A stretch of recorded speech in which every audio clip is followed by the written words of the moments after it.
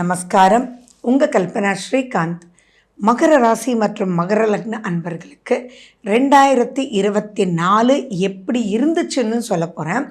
2025 எப்படி இருக்க போகுது அப்படின்றதும் உங்களுக்கு ஸ்மாலாக ஒரு ஜிஸ்ட் கொடுக்க போகிறேன். சரி, நிறைய பேருக்கு இதுக்கு ஆன்சர் தெரியுமே. ஆமாம், ரொம்ப சூப்பராக தானே 2025 இருக்க போகுது. சரி, இதில் முக்கியமான ஒரு விஷயம் நீங்கள் பார்த்துக்கணும். என்னென்னா, உங்களுடைய திசா புத்தி அந்தரம் ரொம்ப ரொம்ப ரொம்ப இம்பார்ட்டண்ட். திசை நல்லா இருந்து அதனுடைய திசாநாதன் நல்லா இருந்தாலும் சரி, சேம் வே புத்திநாதன் நல்லா இருந்தாலும் சரி, அவ்வளோ பெரிய பாதிப்புகள் சந்திச்சிருக்க மாட்டீங்க. பட் அதெல்லாம் இல்லாமல் பல கஷ்டங்கள் பல நஷ்டங்கள் பட்டவங்க தான் 80% ஆஃப் தி மகர ராசி அன்பர்கள் இந்த 2024. அப்போது அந்த 2025 என்ன ப்ளஸ் பண்ணும் அப்படின்றதும் இதை வச்சு தான் நீங்கள் மர்ஜ் பண்ணி பார்த்துக்கணும். ஸோ இப்போ நான் சொல்லக்கூடிய பாயிண்ட்ஸில் நீங்கள் ஏதாவது இருந்தீங்கன்னா இதை எதை ஸ்கிப் பண்ணாமல் லாஸ்ட் வரைக்கும் பாருங்கள். சரி, நம்ம சேனல் இதுதான் ஃபர்ஸ்ட் டைம் பார்க்குறீங்கன்னா நீங்கள் சப்ஸ்கிரைப் பண்ணிக்கோங்க, பெல் பட்டனை ப்ரெஸ் பண்ணுங்கள், ஆல் என்ற ஆப்ஷனை சூஸ் பண்ணிக்கோங்க. ஃபர்ஸ்ட் அண்ட் ஃபோர்மோஸ்ட் 2025 கோச்சாரப்படி ரொம்ப ரொம்ப சகாயம் ஃபேவரபிள் பண்ணக்கூடிய வகையில் தான் உங்களுக்கு இருக்குது.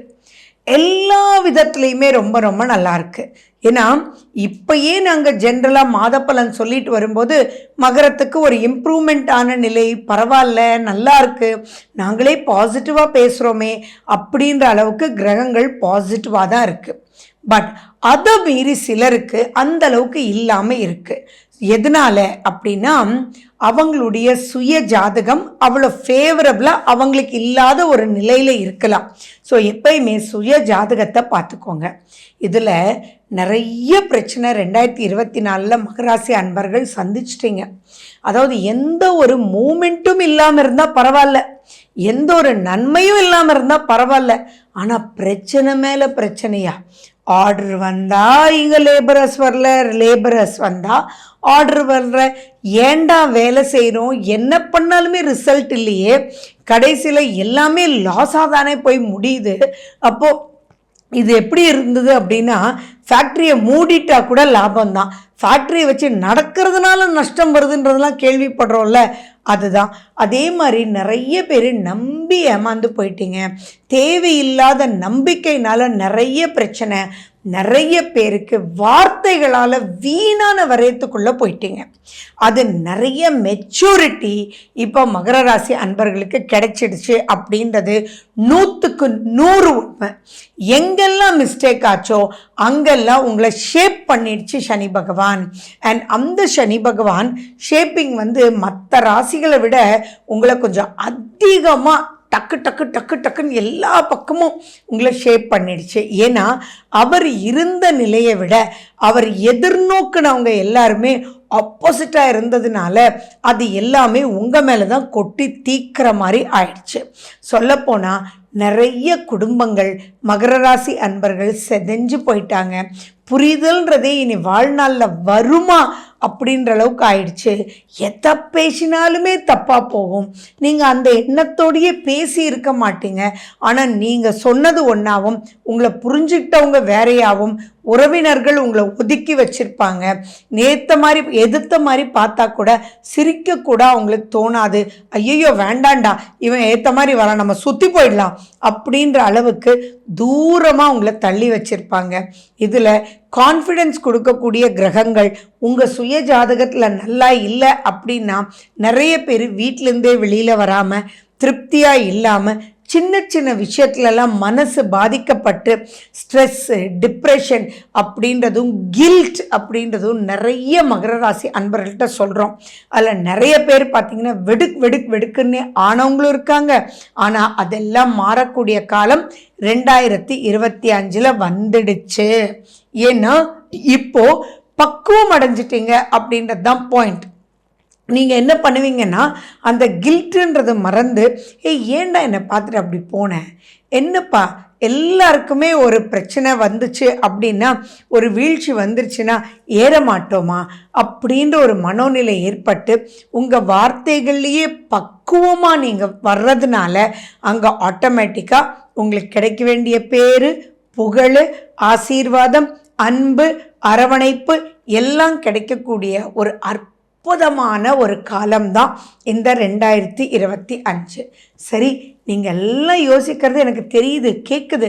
நீங்கள் கேட்குறது என்னன்னா, என்ன மேடம் சனி போச்சு ராகு வருதே அப்படின்னு கேட்குறீங்களா? கவலை வேண்டாமே, ராகு வர்றது உங்களுக்கு பாசிட்டிவ் தான். ஏன்னா குரு பகவான் தன்னுடைய 9ஆம் பார்வையை ராகுவை பார்க்குறார் அப்படின்னு சொல்லும்போது ஆட்டோமேட்டிக்காக ராகுன்னு இட்ஸ் அ மல்டிப்ளையர். குரு பக்குவம் பெற்று ராகு வரும்போது உங்களுடைய பாசிட்டிவ்னஸ் எல்லாமே மல்டிப்ளை பண்ணிடும். யாருடைய வீட்டிலையெல்லாம் சுப காரியங்கள் நடக்கவே இல்லையோ 2025 சுப காரியம் கண்டிப்பாக நடக்கும். உங்களுக்கு திருமணம் நடக்கும். பிரிந்த கணவன் மனைவி ஒன்று சேர்வாங்க. மனசஞ்சலத்தினால பாதிக்கப்பட்டவங்க இப்போ மனசஞ்சலம் மாறி ஒருத்தர் ஒத்துமையாக இருப்பீங்க. உங்கள் குழந்தைகளுக்கு உங்களால் பல பிரச்சனைகளை ஏற்படுத்திட்டீங்க. அத்தனை பிரச்சனைகளும் நீங்களே முன்னாடி இருந்து அவங்களோட பேசி, யார் அவங்களோட, ஃபார் எக்ஸாம்பிள் நீங்கள் மருமகளாக இருக்கட்டும் இல்லை மருமகனாக இருக்கட்டும், யாருக்கு நீங்கள் பிரச்சனையை ஏற்படுத்தினீங்களோ நீங்களே போய் உங்கள் மருமகிட்ட பேசி மருமகன்கிட்ட பேசி உங்கள் குழந்தைகளை ஒன்று சேர்க்கக்கூடிய ஒரு அற்புதமான ஒரு காலகட்டமாகவே இருக்கும். அதே மாதிரி உங்களை ரொம்ப மோசமானவங்களா பார்த்துருப்பாங்களா, இப்போ நீங்களே போய் பேசும்போது சரி விடுங்க மாமா, ஆனால் நீங்கள் அப்படி பேசியிருக்கக்கூடாது, சரி பரவாயில்ல, பட் இதெல்லாம் ஒரு கரெக்ஷன் பண்ணிக்கிட்டீங்க அப்படின்னா நான் வரேன், அவரோட வாழ்கிறேன், அவங்களோட வாழ்கிறேன்னு சொல்லி சேர்ந்து வாழக்கூடிய ஒரு அற்புதமான குடும்ப சிதைவை நம்ம மூவிலெல்லாம் பார்க்குறோம் இல்லைங்களா? நிறைய பிரச்சனைகள் ஆயிருக்கும், ஆனால் அவங்களே அதை சீர்படுத்தி அதை செயல்படுத்துவாங்க. அந்த மாதிரி ஃபினான்ஷியல் ரீதியாகவும் நீங்கள் பிஸ்னஸில் இருந்தாலும் சரி, ஜாபில் இருந்தாலும் சரி, அங்கே என்னென்ன மைனஸஸ் நடந்ததோ அந்த மைனஸ் எல்லாம் ப்ளஸ் ஆக்கக்கூடிய ஒரு மிகப்பெரிய பக்குவமும், அடுத்தது குடும்பத்தில் உங்களால் ஏற்பட்ட அனைத்து சிதைவையும் புரிஞ்சுக்கிட்டு அதை சீராக்கி, அப்போ உங்கள் நிலை என்ன? நெகட்டிவ்னு போனது உங்களை இப்படியெல்லாம் பார்க்க மாட்டாங்க, இப்படி பார்ப்பாங்க, சந்தோஷமாக பார்ப்பாங்க, வரவேற்று பார்ப்பாங்க.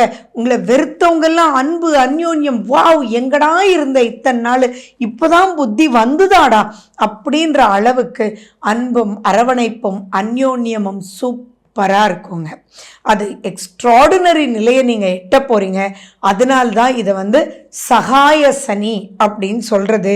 ஃபேவரபிளான பீரியட், பல ரூபத்தில் ஃபேவரபிளான பீரியட். அது மட்டும் இல்லை, மற்றவங்களுடைய பிரச்சனையை கூட இப்படியெல்லாம் நடக்குது, அப்போ நாங்கள் என்ன பண்ணணும் அப்படின்றது உங்ககிட்ட கேட்கும்போது எப்படி இருக்கும்? 2024 உங்களை பார்த்து தூரம் போய் சுற்றி போனாங்க, இப்போ அவங்களே தேடி அவங்க பிரச்சனைக்கு உங்களை குருவாக்கி கேட்பாங்கன்னா சொல்லவா வேணும்? இட் இஸ் சம்திங் எக்ஸ்ட்ராடினரி குட்டுங்க. சரி, இவ்வளவு நல்லா இருக்கக்கூடிய காலம் உங்களுக்கு இருக்கா அப்படின்னு நீங்கள் தெரிஞ்சுக்க என்ன பண்ணணும்? உங்களுடைய சுய ஜாதகத்தில் நடக்கிற திசா புத்தி எப்படி, உங்களுடைய லக்னம் லக்னாதிபதி எப்படி அப்படின்றதெல்லாம் பார்த்து அதுக்குண்டான விஷயங்களை நீங்கள் ட்ராவல் பண்ணிங்க அப்படின்னா சூப்பராக இருக்குது.